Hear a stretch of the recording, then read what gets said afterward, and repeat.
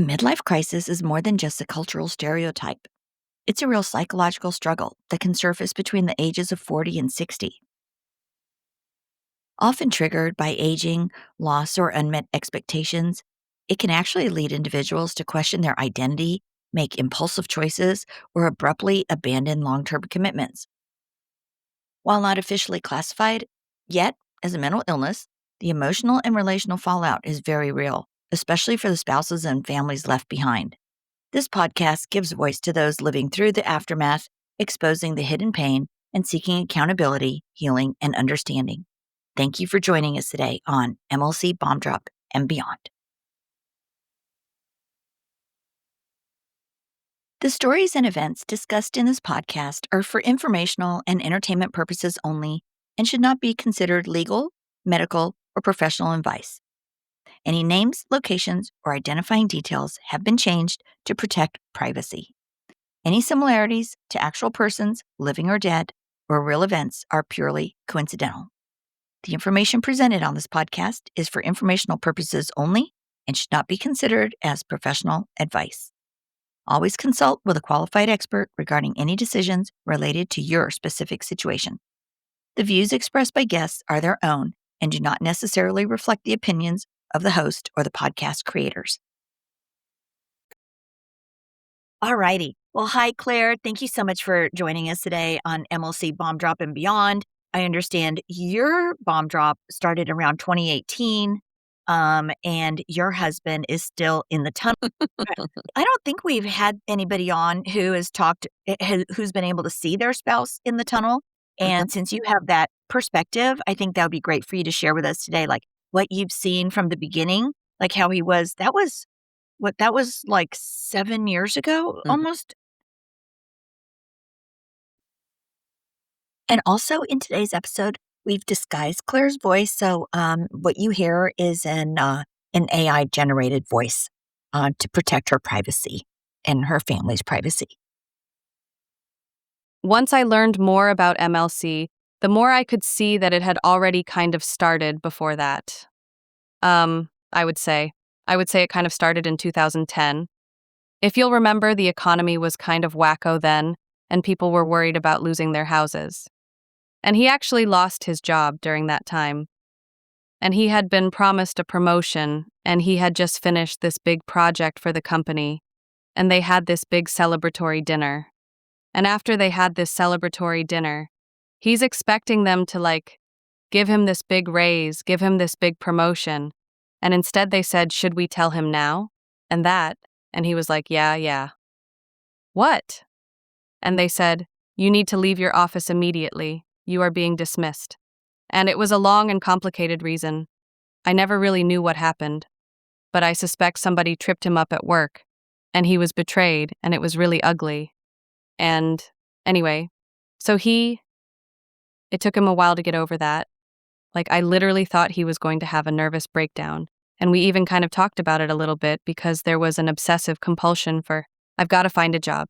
I've got to find a job. I've got to find a job. Literally, for 3 months, he sat in front of the computer probably 12 to 14 hours a day, trying to find a job. It was not healthy. And luckily, he did find work, and it appeared that things were better. But then he started having health issues, and we went on a cruise, and his ankles swell up really big, and he blamed it on eating too much shellfish. And I said, "That's not shellfish. There's something else to that." He had a diagnostic, and his heart was failing. He needed to have valve replacement. He put it off instead of dealing with it immediately until it got to the point that basically the doctor said, "If you don't show up on Monday, you might not make it." So he had a surgery, and that's really when things went crazy. I don't know what happened on the other side of that situation while he was under anesthetic. That was 2014. And he had a job by then. By then, he had had 3 jobs, and each one was better than the next. And the job he was in at the time is the one he still is. And it's a very good job, and he makes good money, and they have wonderful benefits. And it was a good thing for him because the medical situation for him was very expensive, and luckily he was in a great place. So it didn't impact us much financially. But personally, it was horrible. So he had this surgery in 2014 and went under anesthetic. He'd been acting all right. It was a 4.5 hour surgery. After he was out, the medical staff came in and said, we hoped that he would rebound faster, but right now it looks like he might go into kidney failure. Um, we sat in that for about, or I should say I sat in it because he was not conscious. I sat in that for about 12, 14 hours. And then all of a sudden it was like nothing happened. It's like he woke up and his health was perfect and they released him. So, yeah, it's like it just all kind of jump started. I don't know. So, anyway, that's good. So, in 2014, we have a 14-year-old and we have a 16-year-old, and he has a parent with progressive Parkinson's that's dying. My mother in law would not put my father in law in a facility. She tried to take care of him all by him herself. That resulted in my former husband having to anytime he fell, anytime he needed anything. Between my brother in law and my husband, they had to rush from wherever they were to help out. So it was a constant source of stress. I was also in a very difficult situation at my work. My employer, my immediate supervisor, had done something unethical and illegal, and it had led to an investigation. And because it was surrounding testing and I was connected to testing, it looked like I might lose my job.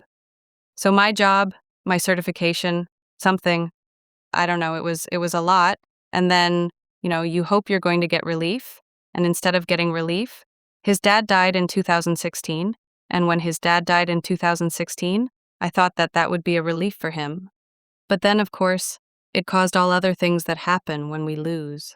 They had to rush from wherever they were to help out. I was also in a very difficult situation at my work.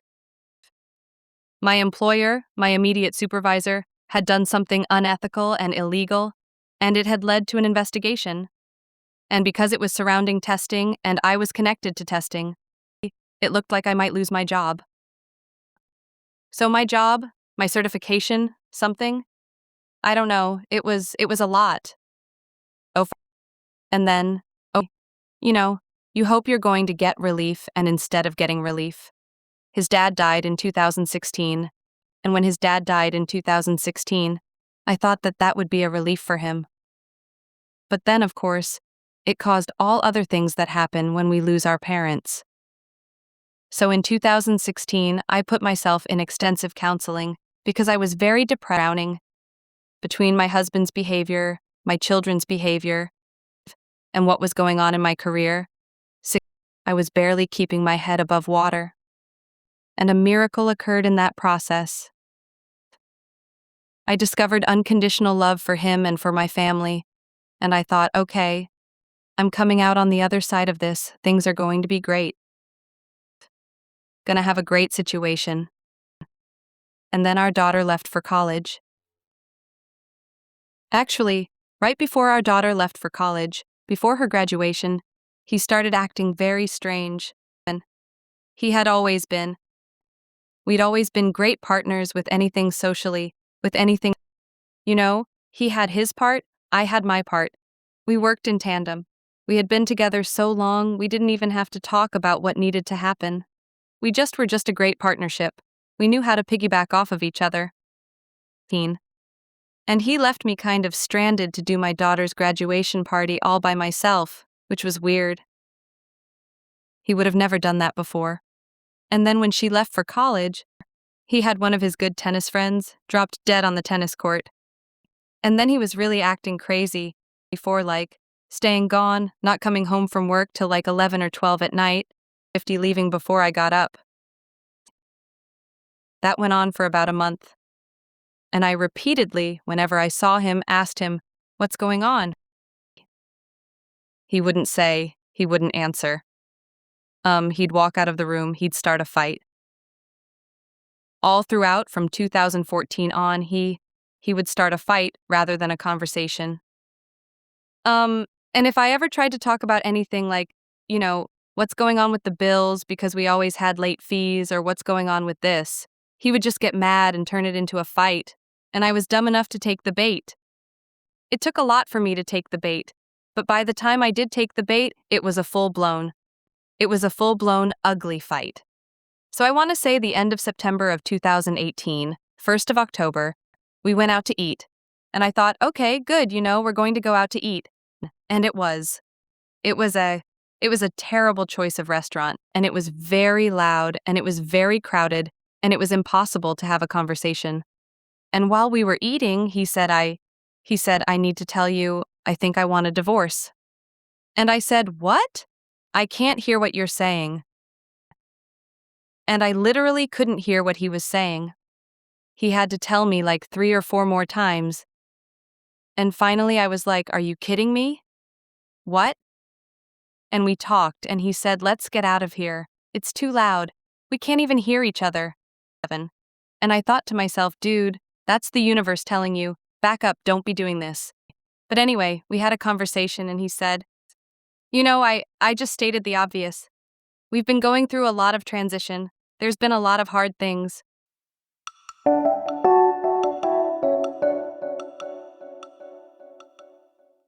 3, give me 2 months. If you're still unhappy in 2 months, then we'll have a conversation. And he said, okay. And things were a little better. We spent a little bit more time. He still was staying at work too late. Before coming home, leaving too early, coming home too late. But that we at least had, watched TV a couple times, or we had spent time here at the house just hanging out. And then I went to get a pumpkin jack-o'-lantern for Halloween, and I came home and he was gone. It's kind of weird. I just knew. Wait, did he take stuff? Like, did he take his clothes? We had been sleeping in separate bedrooms for a while because he had terrible snoring. And he got a sleep apnea machine, but these were the old ones, and it kind of sounded like a Darth Vader mask. Hard for me to sleep, so we had just kind of, that was just it. When I would tell people we slept on separate bedrooms, everybody would say it was a bad thing. Now that I'm on this end of it, okay, I guess it was. But I was to a point where I just had to sleep, and I couldn't sleep. We literally went through like a 3-year period where he was on the couch, or I was on the couch, or he was on the couch, or I was on the couch, and neither one of us was getting sleep. So we just decided that this is what we would do. And as far as I knew, it was okay. He wasn't coming home. It was just a sense. It was so quiet when I came back. It was just so quiet that I was like, something's not right. And I went upstairs. The closet is still full of his clothes. The dresser still full of his things. Over the years, he has taken some things from the garage. The basement is full of his things. The attic is full of his things. I mean, yeah, so it's all kind of still there. No note, no nothing. So I did call him and say, what the hell's going on? And that's when he said, I left and I'm not coming back. So he called our son because he was at college, which is not too far away, about a half hour away, and told him to come and take care of me, which was another whole battle set of problems. That was not good. And my son literally moved back home, so that's kind of how that went. So anyway, I did things that, this was before I had discovered the wife expert. I knew as a counselor that if he's gone, he's been planning this for a while. He had total control of our finances, so I didn't know if I had money. I didn't. I was dumb. I didn't have the logins. I didn't have any of that stuff. I just trusted him completely. He had always paid the bills. I just always got cash whenever I wanted. If I ever ran into a situation which had been happening more and more often, where the money was overdrawn or whatever, I would call him and he'd say, oh, I forgot to transfer money from blah, blah, blah, let me do it, and he'd fix it. And I didn't ask any questions. Dumb. I should ask a lot more questions. So, when it sunk in, what he had said to me, I went to work. Tell the people at work this is what has happened. I work in a counseling business, so I basically told my colleagues, I said, I feel like I'm doing okay. I said, but I realize that this is traumatic and I don't know that I'm going to keep doing okay. So if you would just kind of keep an eye on me and on the young people we're working with. If you see me doing something that doesn't look right or doesn't look okay, let me know because I know I'm not 100% in reality right now. The first thing I did was get an attorney. And the second thing I did was go to a car dealership and get a new car because I had a 22-year-old car and I knew that I wouldn't be able to take care of a 22-year-old car by myself. So that's kind of how that went. I hired an attorney. He asked me what I wanted. I said, well, I want my husband home. He said, well, I can't make him come home. And I said, I get that. I said, but he obviously has been planning things. What do you think I should do? And he said, basically, why don't you just wait? So I was lucky that I had an attorney that was smart. I can't really tell you what made me start the process to have a separation, but I wanted to slow things down as much as I could to see if I could get him to reason. And that's basically what my attorney did. He drug it out as long as he possibly could. And I literally asked him, I said, he's not acting like himself. I don't know what's going on with him. This is so out of character. The person I married would never have done this. Never in a million years, no matter how bad things got. Would never have done this, especially not to me. Would not have just snuck out the back door. Can I coerce him to get mental health help? Because he obviously is in crisis. And he said, is he going to work? And I said, yes. He said, is he paying his bills? I said, yes. He said, is he paying them on time? I said, nope. I said, but he's paying them. And he said, then there's nothing you can do. So that whole year I just drug it out and drug it out and drug it out. And at one point, he said, that one conversation we had, he said, I don't know why you want me to commit to a separation. I don't even know if I want a divorce. And that was probably 3 months after he had left. But then eventually, in April, he said he couldn't be separated, he needed a divorce. So that's kind of where that went. And then I asked my attorney, can we do anything else to slow it down? And he said, I am going as slow as I can. He said, but we can't drag it on much more, or we're going to be in contempt of court. I did not realize it was, quote, midlife crisis. Being in the counseling world, I knew enough that it was a crisis. I was thinking more along existential, not midlife, but then at the same time with the heart surgery and all that, not beyond the idea of a backlash of PTSD, I don't know, but the more reflected on it, I think one point I said, something to the terms of this looks a lot like a midlife crisis. And woo, that was like I threw gas on a fire. He became so angry. This is not a midlife crisis. This is not a midlife crisis. This is not a midlife crisis. They hate that term. Yeah, you would have thought I threw gas on him or something. I don't know. But anyway, I was more and more convinced that it was that line, and that's what led me to start researching more. And that's how I ended up with Laurie McDermott and Life Expert and that kind of thing. So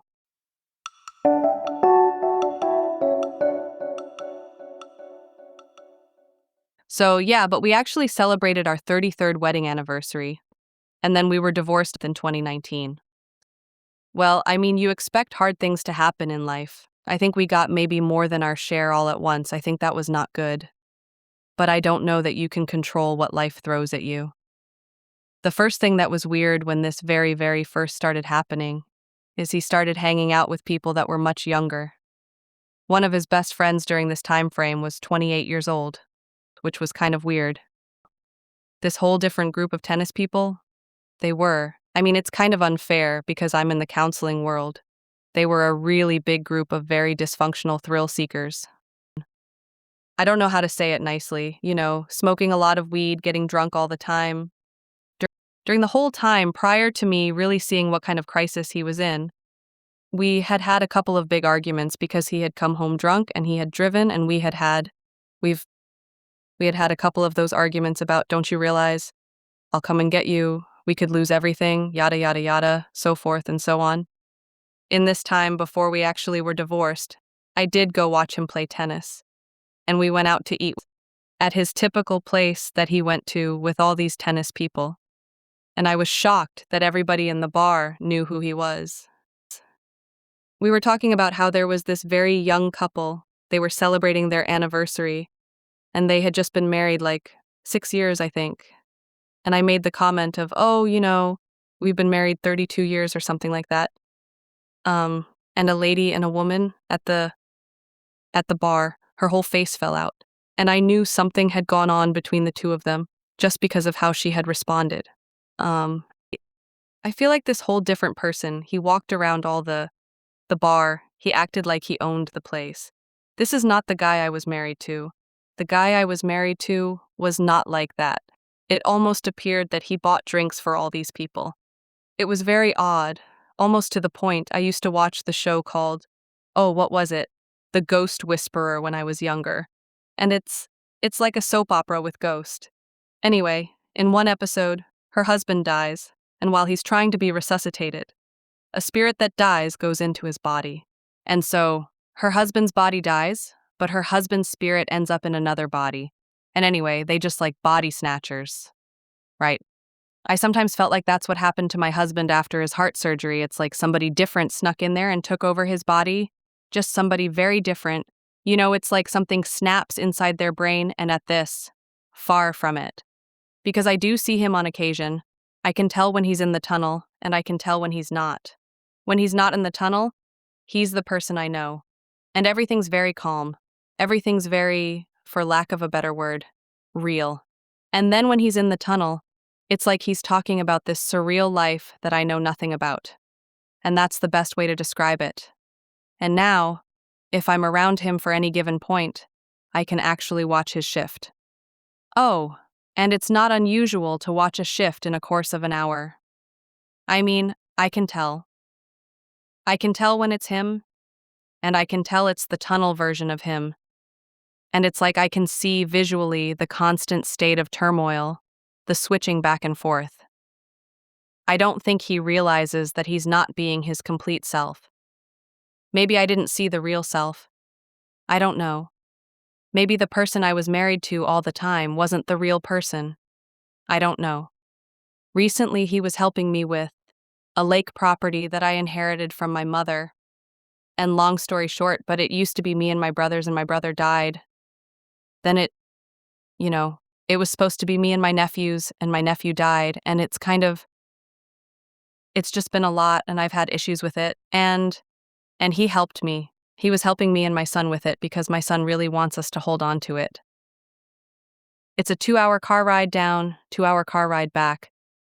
Our son is dating a girl that lives about an hour and 10 minutes away, and they see each other every weekend. And he made the comment, and he said, you don't have to see her every single weekend. You could skip a weekend, save some gas or whatever. And I made the comment, I said, well, I know a guy that used to go drive 10 hours a weekend to come see a girl, because when we were dating, he had a job, and he would drive 10 hours here to come and see me during that year. And his eyes just opened in shock, like he had totally forgotten that. Like he had totally forgotten that part of our lives, and that happens a lot. There's a lot of times when I say things from our past, and when he was going through the big thick of midlife crisis, he would say things like, well, that didn't happen, that never happened, that didn't happen, that never happened.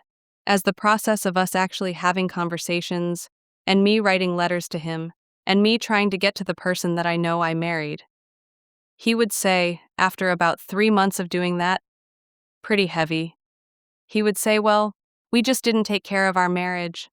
Everything was about the kids. We didn't take care of our marriage. And I would say, I'm not going to disagree with you, so let's take care of our marriage now. And then he would say, well, it's just too late, and I don't think it was. I think it was because someone else was in the picture.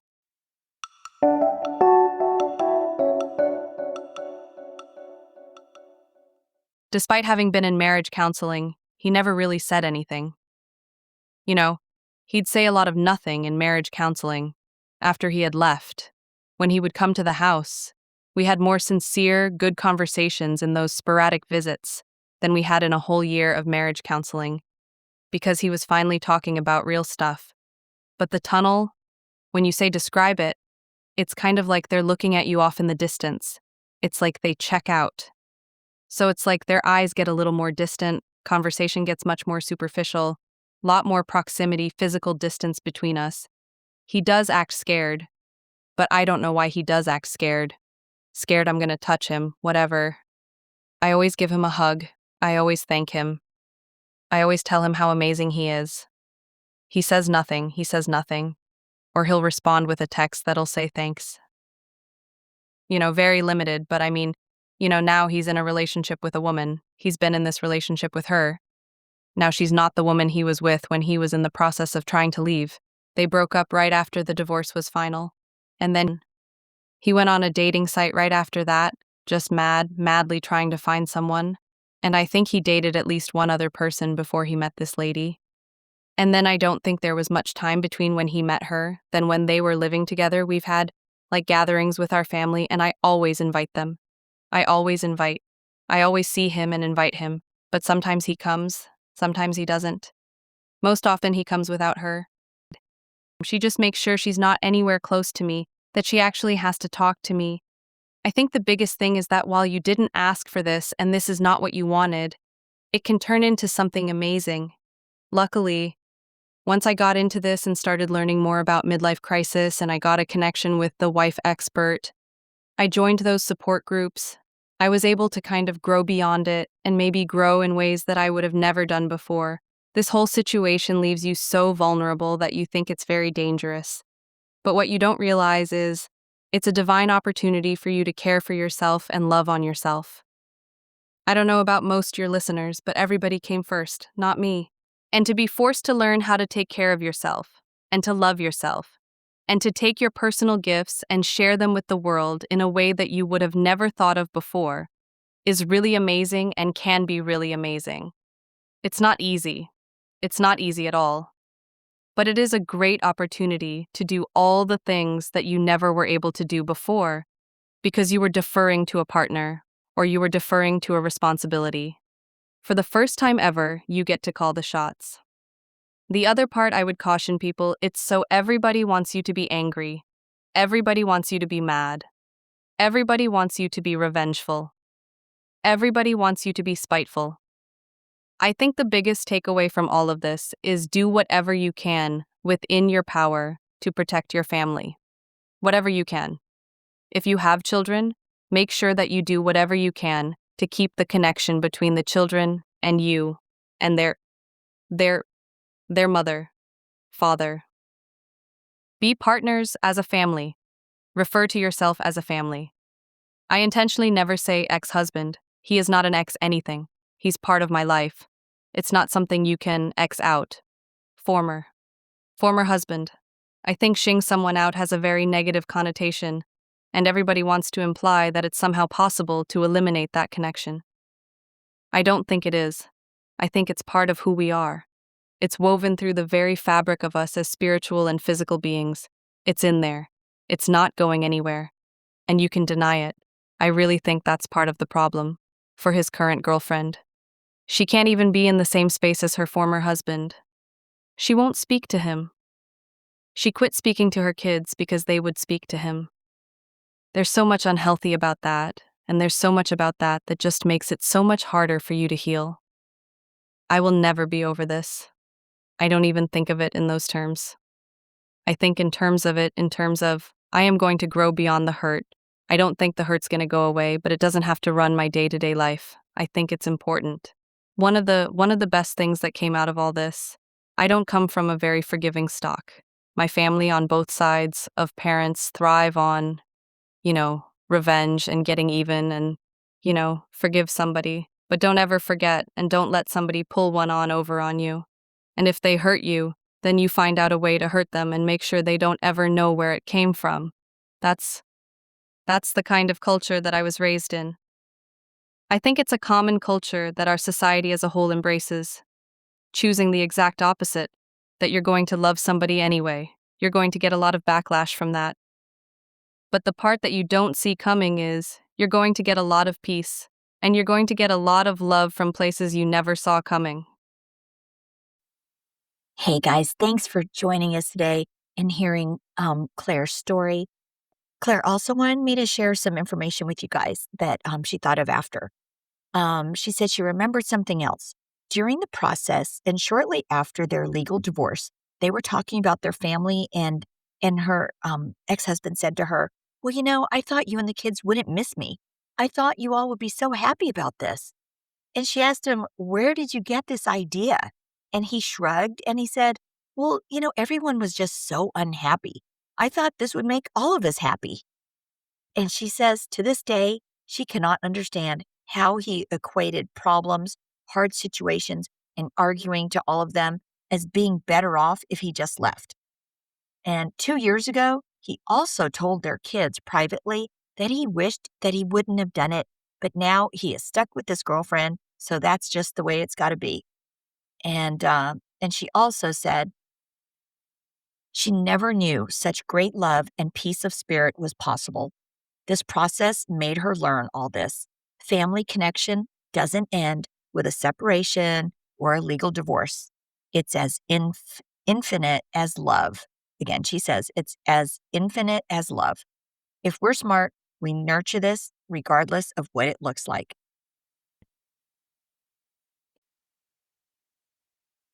Hey, some resources that are available for you guys are thewifeexpert.com. That's Lori McDermott over there at thewifeexpert.com. She also has a new app out. There's tons of videos that can give you all kinds of information on no matter where you are on your MLC journey or trying to reconcile with your spouse. So check out thewifeexpert.com. And if you're not sure if your spouse or yourself is in maybe approaching or in a midlife crisis, be sure to check out Kenda Root's quiz at midlifecrisismarriageadvocate.com. Again, that's a midlifecrisismarriageadvocate.com. That's a quick little 2-minute quiz. It's free. So check that out as well. We have a ton of resources out there for you guys. So check them out. Thanks.